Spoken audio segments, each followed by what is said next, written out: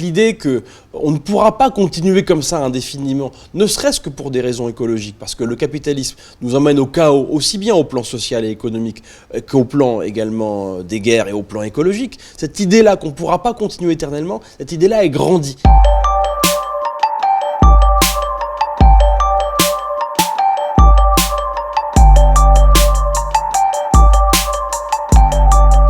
Inventer, penser et construire un monde totalement différent. Je pense qu'il y a une possibilité et une nécessité, disons, d'intervention et d'irruption révolutionnaire sous des formes évidemment nouvelles à créer.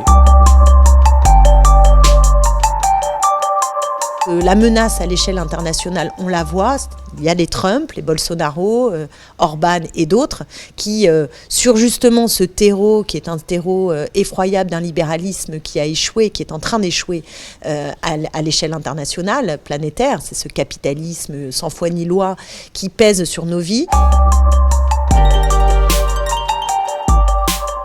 On peut imaginer une réponse de type repli. Et je crois qu'il est de notre responsabilité aujourd'hui de faire vivre de nouvelles cohérences politiques. Et cette cohérence, à mon avis, elle est dans une écologie anticapitaliste et elle est dans la possibilité de faire vivre une espérance de transformation sociale, de progrès.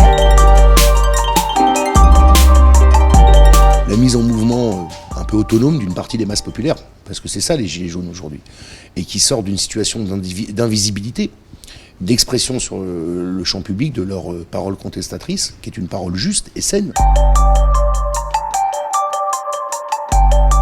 Pourquoi ? Parce qu'ils posent deux questions fondamentales. Un, la question du partage des richesses, qui n'oppose pas d'ailleurs à la bataille écologique, c'est le fameux slogan « contre la fin du monde et pour la fin du mois », avec une exigence démocratique très forte, qui est aussi au cœur des grandes périodes de contestation sociale, qu'elles soient révolutionnaires ou non. Donc c'est deux mots d'ordre qui ont émergé et qui montrent que cette mobilisation est une des grandes contestations sociales comme on n'en avait pas connu depuis des années dans notre pays, et qui ne sera pas sans effet différé sur notre vie publique à moyen et long terme en France.